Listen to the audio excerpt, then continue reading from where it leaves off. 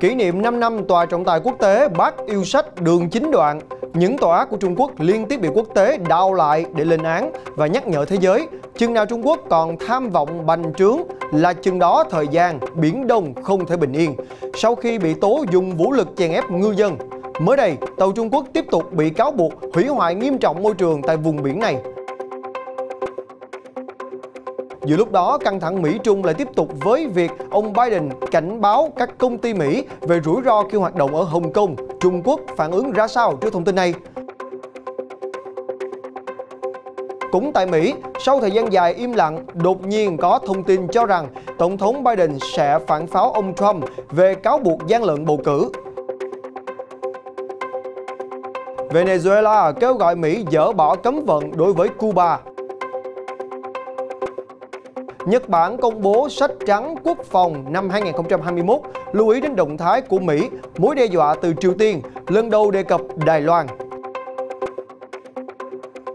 Sau chính biến ở Myanmar, người láng giềng Thái Lan bày tỏ mong muốn một lần nữa nhìn thấy hòa bình ở nước này. Các thông tin đáng chú ý khác, Taliban dằn mặt Thổ Nhĩ Kỳ về quyết định điều quân tới Afghanistan. Thủ tướng Tây Ban Nha thay máu nội các, tập trung phát triển kinh tế. Thái Lan cho phép người dân tự xét nghiệm Covid-19 tại nhà. Úc phát triển phương pháp kiểm tra đường huyết không đau cho bệnh nhân tiểu đường. Và đây là FBNC Thế giới hôm nay. Xin chào quý vị, đây là Thế giới hôm nay và tôi là Quang Huy. Mở đầu chương trình với thông tin, vừa qua bà Leaders, một nhà phân tích tại Mỹ cảnh báo rằng các hình ảnh vệ tinh thu thập được trong hơn 5 năm qua cho thấy rằng một lượng lớn chất thải ra từ các tàu thuyền của Trung Quốc hiện diện tại những khu vực mà nước này chiếm đóng bất hợp pháp ở Biển Đông đã hủy hoại nghiêm trọng các rạn san hô và sự sống của nhiều loài sinh vật biển. Phát biểu tại diễn đàn tin tức trực tuyến của Philippines về các hành động của Trung Quốc ở Biển Đông, bà Lister, người đứng đầu công ty phần mềm Mỹ Similarity, chuyên phát triển trí tuệ nhân tạo để phân tích hình ảnh vệ tinh, cho biết hàng trăm tàu cá của Trung Quốc neo đậu trong khu vực quần đảo Trường Sa thuộc chủ quyền của Việt Nam đã đổ rác thải và chất thải của con người xuống biển. Theo nhà phân tích này, các chất thải đã tích tụ ở mức độ đáng kể, dẫn đến sự sinh sôi phát triển của các loài tảo độc, gây hại cho các rạn san hô và đe dọa nghiêm trọng môi trường sống của các loài cá. Cũng theo nhà phân tích này, ít nhất 236 tàu Trung Quốc đã được phát hiện tại khu vực cụm sinh tồn vào ngày 17 tháng 6. Bà Lister cảnh báo những loài cá chẳng hạn như cá ngừ chuyên sinh sản trong các rạn san hô có thể bị đe dọa và số lượng cá có thể giảm đáng kể tại khu vực được coi là nguồn cung cấp thủy hải sản chính cho khu vực này. Khi biết thông tin này, Bộ Ngoại giao Philippines cho biết sẽ đánh giá những phát hiện của nhà phân tích Lister để đưa ra biện pháp phản ứng phù hợp nhất. Trong những năm qua, Trung Quốc đã bồi thêm hơn 1.300 hecta đất trên 7 thực thể mà nước này chiếm giữ trái phép ở Biển Đông, như xây dựng đường băng, cảng, nhà chứa máy bay và triển khai các thiết bị liên lạc tại các khu vực này. Liên quan đến căng thẳng Mỹ-Trung, Financial Times đã đưa tin hôm thứ Ba, trong tuần này chính quyền của ông Biden sẽ đưa ra cảnh báo các công ty Mỹ về rủi ro ngày càng tăng khi hoạt động ở Hồng Kông, đồng thời cập nhật cảnh báo đã ban hành trước đó về Tân Cương. Thời gian gần đây, các công ty Mỹ đang phải đối mặt với các mối đe dọa về việc chính phủ Trung Quốc có quyền truy cập vào dữ liệu mà các công ty nước ngoài lưu trữ ở Hồng Kông. Theo báo cáo của Financial Times, các công ty Mỹ phải đối mặt với các mối đe dọa, bao gồm khả năng chính phủ Trung Quốc có quyền truy cập vào dữ liệu mà các công ty nước ngoài lưu trữ tại Hồng Kông. Các rủi ro cũng bao gồm việc chính quyền Bắc Kinh có thể áp đặt các biện pháp trừng phạt đối với các cá nhân hoặc thực thể có các hành vi phân biệt đối xử đối với công dân hoặc thực thể Trung Quốc. Cũng theo Financial Times, chính quyền ông Biden sẽ sớm cập nhật một cảnh báo mà chính quyền của cựu Tổng thống Donald Trump đưa ra đối với Tân Cương vào năm ngoái, trong đó nhấn mạnh thêm những rủi ro pháp lý mà các công ty phải đối mặt, trừ khi họ đảm bảo rằng chuỗi cung ứng không liên quan đến lao động cưỡng bức ở Tân Cương. Báo cáo cũng cho biết Mỹ sẽ áp đặt thêm các biện pháp trừng phạt trong tuần này để đáp trả việc Trung Quốc đàn áp các cuộc biểu tình ủng hộ dân chủ ở Hồng Kông và các cáo buộc vi phạm nhân quyền ở Tân Cương. Ngay lập tức để đáp lại báo cáo của Financial Times rằng Washington sẽ cảnh báo các công ty của mình về rủi ro khi hoạt động ở Hồng Kông, người phát ngôn Bộ Ngoại giao Trung Quốc ông Triệu Lập Kiên cho biết rằng trong một cuộc họp báo thường kỳ, họ phản đối việc Mỹ can thiệp vào công việc nội bộ của mình, đồng thời nhấn mạnh rằng luật cơ bản của Hồng Kông và các luật liên quan rõ ràng bảo vệ lợi ích của các nhà đầu tư nước ngoài. Vào ngày 13 tháng 7 vừa qua, tờ The Guardian đưa tin rằng, theo Nhà Trắng, sau nhiều tháng tránh gay gắt với cựu Tổng thống Donald Trump nhằm hạ nhiệt không khí chính trị trong nước, Tổng thống Biden sẽ chỉ trích thuyết âm mưu của người tiền nhiệm đã dẫn đến tình trạng náo loạn tòa nhà Quốc hội hôm 6 tháng 1 và các giới hạn về bầu cử. Theo phát ngôn viên Nhà Trắng Jen Psaki, ông Biden sẽ lên tiếng về lời nói dối của ông Trump vì chưa có cuộc bầu cử nào trong lịch sử Mỹ đạt các tiêu chuẩn cao như thế, với hơn 80 thẩm phán, bao gồm những người được tiền nhiệm chỉ định, đã bác bỏ mọi đơn kiện. Cáo buộc của ông Trump về gian lận bầu cử năm ngoái đã bị nhiều thẩm phán và quan chức cấp cao khác ở các bang bác bỏ vì cho rằng không có căn cứ, trong số đó có Bộ trưởng Tư pháp William Barr do chính ông Trump bổ nhiệm. Tuy nhiên, ông Trump vẫn tiếp tục đưa ra các cáo buộc, trong đó có phát biểu tại Hội nghị Hành động Chính trị Bảo thủ hôm 11 tháng 7 tại Dallas, Texas. Cũng trong ngày 13 tháng 7 vừa qua, Nhật Bản đã công bố sách trắng quốc phòng năm 2021 với độ dày 469 trang. Sách trắng bao gồm 4 phần, trong đó phần 1 đề cập tới môi trường an ninh xung quanh Nhật Bản, phần 2 nói về chính sách an ninh và quốc phòng của nước này, phần 3 mô tả 3 trụ cột quốc phòng và phần cuối đề cập tới các thành phần cốt lõi hình thành nên năng lực quốc phòng của Nhật Bản. Sách trắng quốc phòng Nhật Bản năm 2021 bao gồm 4 phần, lần lượt đề cập đến môi trường an ninh xung quanh Nhật Bản, chính sách an ninh và quốc phòng của nước này, 3 trụ cột quốc phòng và các thành phần cốt lõi hình thành nên năng lực của Nhật Bản. Về quan hệ với Mỹ, Nhật Bản tái khẳng định, cùng với cấu trúc quốc phòng riêng của nước này, các thỏa thuận an ninh song phương dựa trên cơ sở Hiệp ước An ninh Nhật-Mỹ tạo nên một nền tảng cho an ninh quốc gia của Nhật Bản. Bên cạnh đó, sách trắng nhấn mạnh, quan hệ đồng minh Nhật-Mỹ đóng vai trò quan trọng trong hòa bình, ổn định và thịnh vượng không chỉ của Nhật Bản, mà còn của khu vực Ấn Độ Dương-Thái Bình Dương và cộng đồng quốc tế. Trong khi đó, một nội dung liên quan đến Triều Tiên, sách trắng nhấn mạnh các xu hướng quân sự ở Triều Tiên đặt ra các mối đe dọa nghiêm trọng và tiềm tàng đối với an ninh Nhật Bản. Đối với Trung Quốc, sách trắng nhận định các xu hướng quân sự của Trung Quốc đang là vấn đề quan ngại đối với khu vực, trong đó có Nhật Bản và cộng đồng quốc tế. Đặc biệt, sách trắng quốc phòng Nhật Bản năm nay đã lần đầu tiên đề cập đến sự ổn định ở eo biển Đài Loan, cho rằng vấn đề này đang trở nên quan trọng hơn bao giờ hết trước sức ép ngày càng gia tăng của Trung Quốc. Động thái này dự đoán sẽ chọc giận Bắc Kinh trong bối cảnh Trung Quốc nhiều lần cảnh báo nước ngoài không can thiệp vào công việc nội bộ của nước này, bao gồm vấn đề Đài Loan.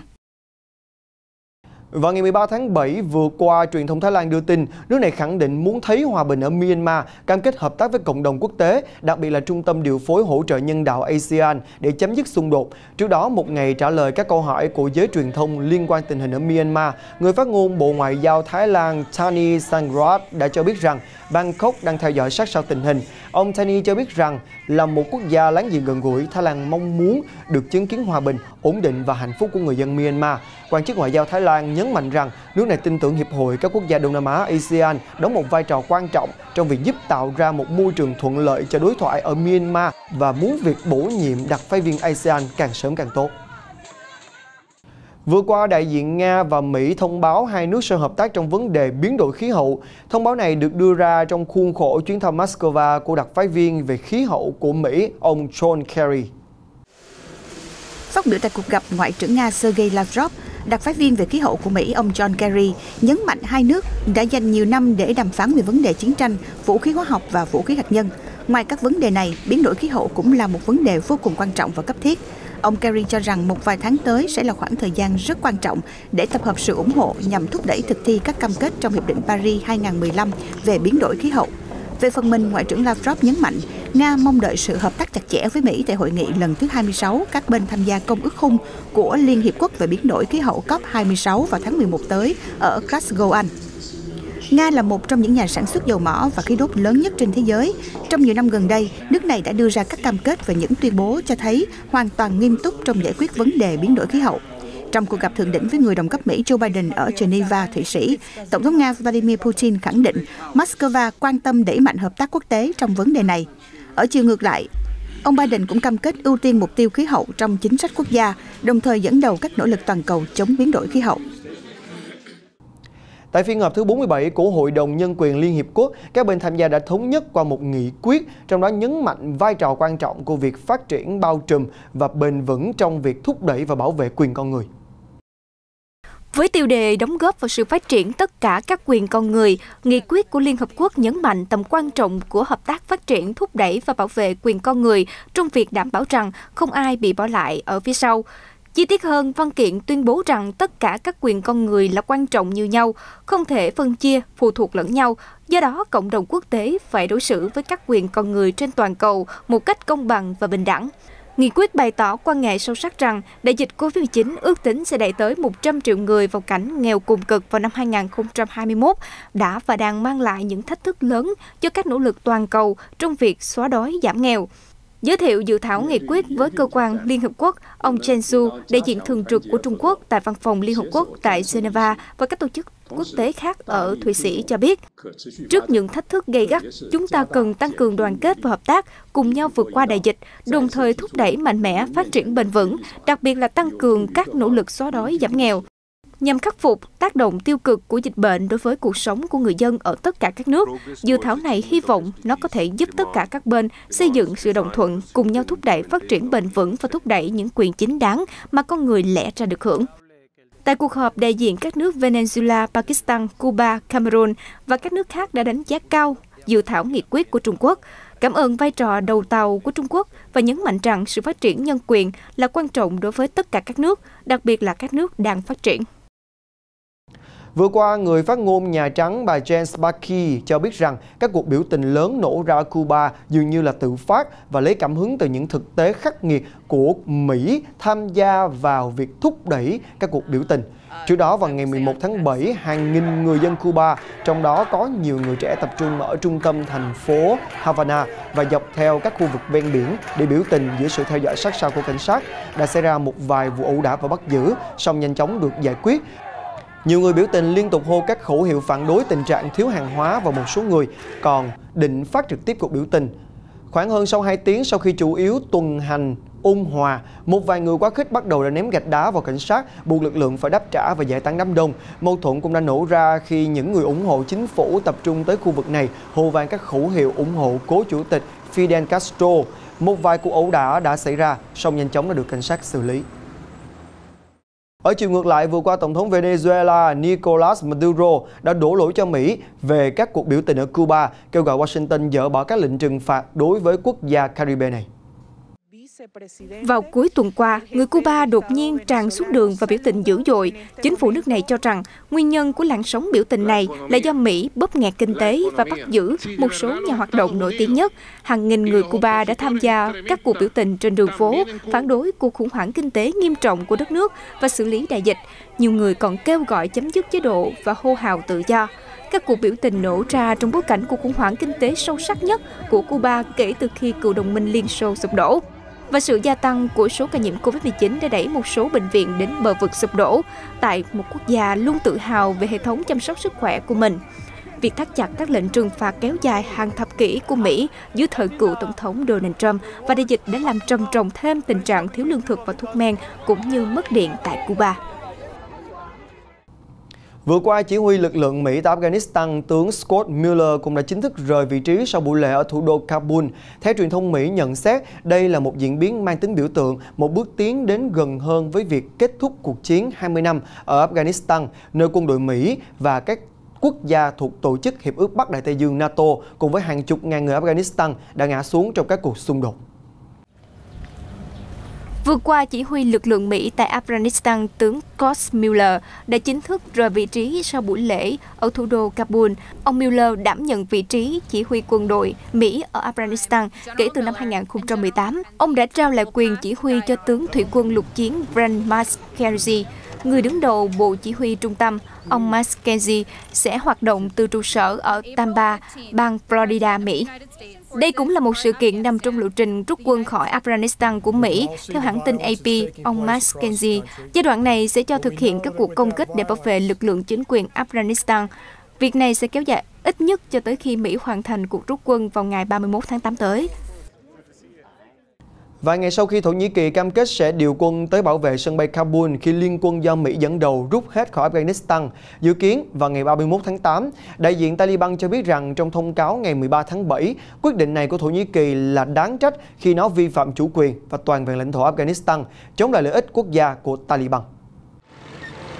Vào ngày 13 tháng 7, đại diện Taliban cho biết quyết định đưa quân vào Afghanistan của Thổ Nhĩ Kỳ là đáng trách, vi phạm chủ quyền và toàn vẹn lãnh thổ Afghanistan, chống lại lợi ích quốc gia của Taliban. Cùng ngày, lãnh đạo cấp cao của Taliban là Amir Khan Muttaqi cho biết lực lượng này không muốn tham gia các cuộc giao tranh bên trong vùng đô thị Afghanistan. Phiến quân Taliban đang đẩy mạnh tiến công để mở rộng các vùng lãnh thổ kiểm soát trong bối cảnh Mỹ đã rút hơn 90% lực lượng khỏi Afghanistan và Tổng thống Joe Biden tuyên bố Washington sẽ kết thúc sứ mệnh quân sự tại nước này vào ngày 31 tháng 8. Việc rút toàn bộ lực lượng Mỹ khỏi Afghanistan, trừ các đơn vị an ninh bảo vệ các cơ sở ngoại giao, làm dấy lên lo ngại quân đội Afghanistan sẽ sụp đổ trước sức tấn công của Taliban.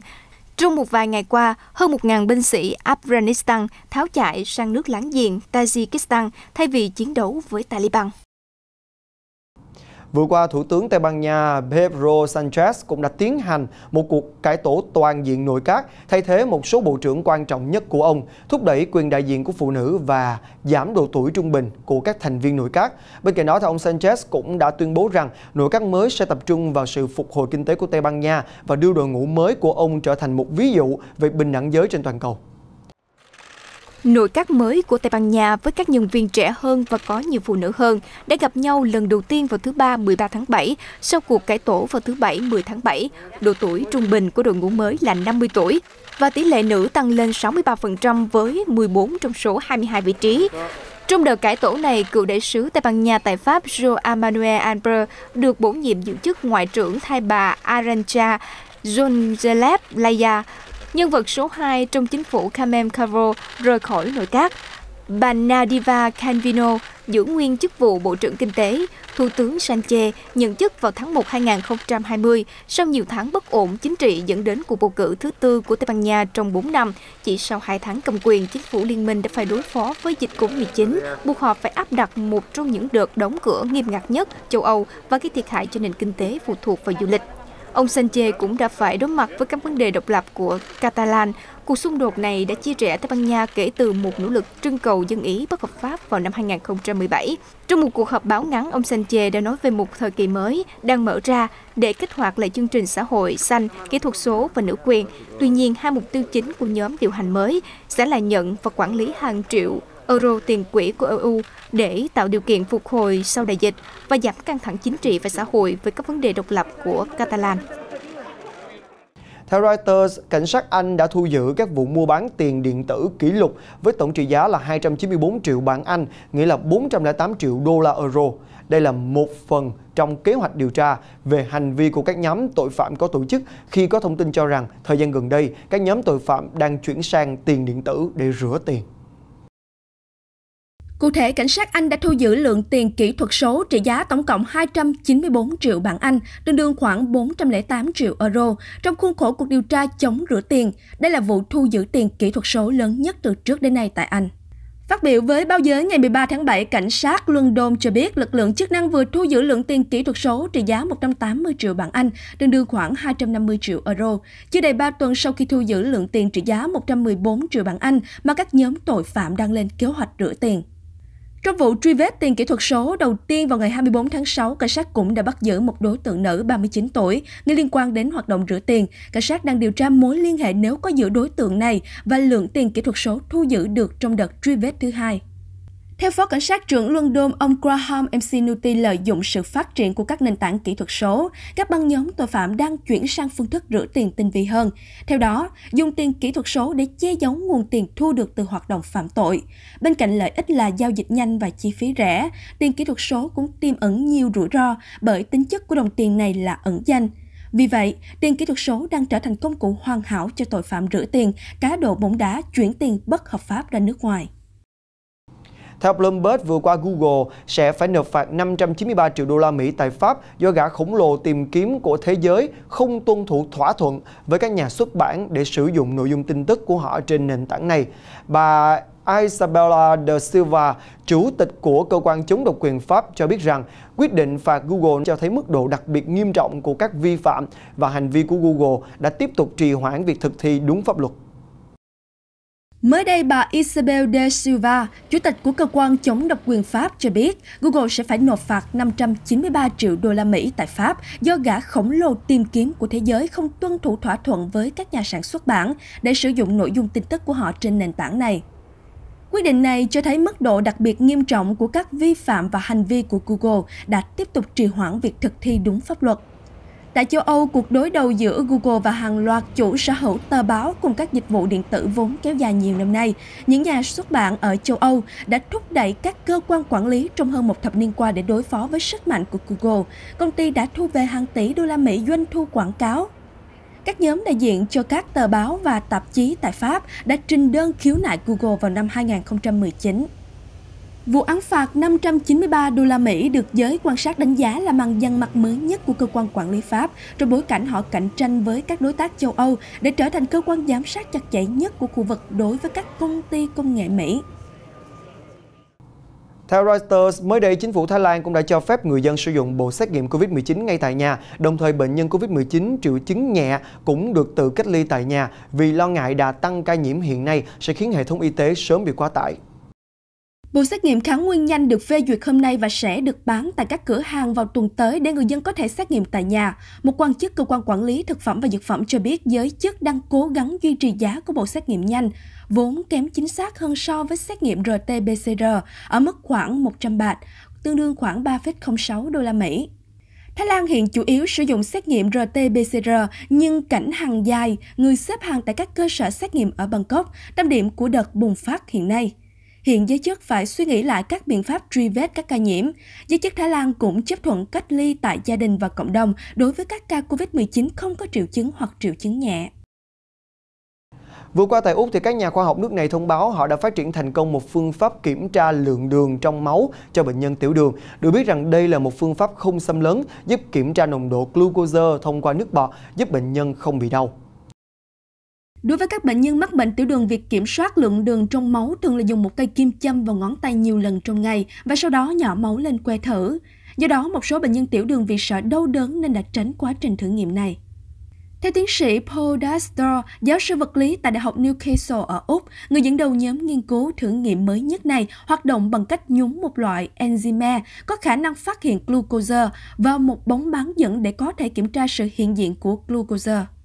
Vì vật liệu điện tử trong bóng bán dẫn là mật nên thử nghiệm có thể được thực hiện với chi phí thấp, tiến sĩ Dastor nói. Ông Dastor cho biết, phương pháp này thực sự mở ra triển vọng về việc kiểm tra đường huyết không đau, chi phí thấp và mang lại điều kiện tốt hơn cho những người mắc bệnh tiểu đường. Nhóm các nhà khoa học đã phát hiện ra phương pháp xét nghiệm tiểu đường này trong một cách tình cờ khi nghiên cứu về pin mặt trời. Chính phủ Úc đã tài trợ 6,3 triệu AUD, tương đương khoảng 4,7 triệu USD, cho dự án xây dựng cơ sở để sản xuất các bộ kit xét nghiệm nói trên nếu vượt qua được các thử nghiệm lâm sàng. Theo ông Dastor, công nghệ này cũng có thể được ứng dụng trong xét nghiệm virus SARS-CoV-2, chất gây dị ứng, xét nghiệm sàng lọc ung thư và hormone. Cụ thể, trường Đại học Newcastle đã làm việc với Đại học Harvard về một thử nghiệm đối với COVID-19 bằng cách sử dụng cùng một công nghệ. Vừa qua thì những chú rùa Quảng Đồng tên tiếng Anh là Caretta đã được thả xuống biển ở bờ biển Địa Trung Hải của Thổ Nhĩ Kỳ sau khi hoàn tất quá trình điều trị tại tỉnh Hatay, miền nam của nước này, nhờ được đội ngũ chuyên gia tận tâm của Trung tâm Sơ cứu và Phục hồi rùa biển tại Đại học Mustafa Kemal. Tại bờ biển Địa Trung Hải ở Thổ Nhĩ Kỳ, vừa qua, Trung tâm Sơ cứu và Phục hồi rùa biển tại Đại học Mustafa Kemal đã thả 20 con rùa Quảng Đồng và rùa biển xanh về với đại dương sau một thời gian chữa trị các vết thương cho chúng. Giải thích lý do gây thương tích cho rùa biển, đại diện của trung tâm cho biết, thương tích chủ yếu xảy ra do chân chúng bị mắc vào dây câu. Ngoài ra, ô nhiễm nhựa ở biển gây ra các bệnh về dạ dày do rùa biển ăn phải dây câu. Trong những năm gần đây, các cuộc tấn công của chó hoang, đặc biệt là trên các bãi biển, đã gây ra số lượng rùa biển chết rất nghiêm trọng. Vì lý do này, số lượng rùa biển xanh đến đẻ trứng đã sụt giảm nghiêm trọng. Rùa Quảng Đồng nặng từ 300 đến 400 bao và ăn động vật biển. Rùa trưởng thành đẻ khoảng 100 trứng trong mỗi ổ mà chúng đào được vào mùa sinh sản, tháng 5 đến tháng 10. Sau đó chúng giấu trứng bằng cách phủ cát lên và quay trở lại biển. Các loài rùa biển quý hiếm phải đối mặt với nguy cơ tuyệt chủng do môi trường tự nhiên bị tàn phá, ánh sáng nhân tạo vào ban đêm và các hoạt động khai thác quá mức của con người. Trong bối cảnh dịch bệnh vẫn còn đang diễn biến khá phức tạp ở Tây Ban Nha, thì thành phố Esclugas de Club de Gras gần Barcelona đã tổ chức một buổi hòa nhạc ngoài trời với không gian cho khán giả là trong một chỗ ngồi được bao phủ bởi các màn ni lông, giúp cho khán giả tuân thủ được khoảng cách an toàn. Và thêm vào đó thì để tăng chất lượng âm thanh, nhà tổ chức đã phát cho mỗi khán giả một chiếc tai nghe. Có tổng cộng là 40 khán giả tham gia vào buổi hòa nhạc đặc biệt này. Nhiều người sau khi bước ra ngoài ra khỏi chỗ ngồi của mình. Họ cho biết rằng cảm giác thưởng thức âm nhạc lần này rất khác biệt, giống như vừa xem xong một bộ phim khoa học viễn tưởng vậy đó.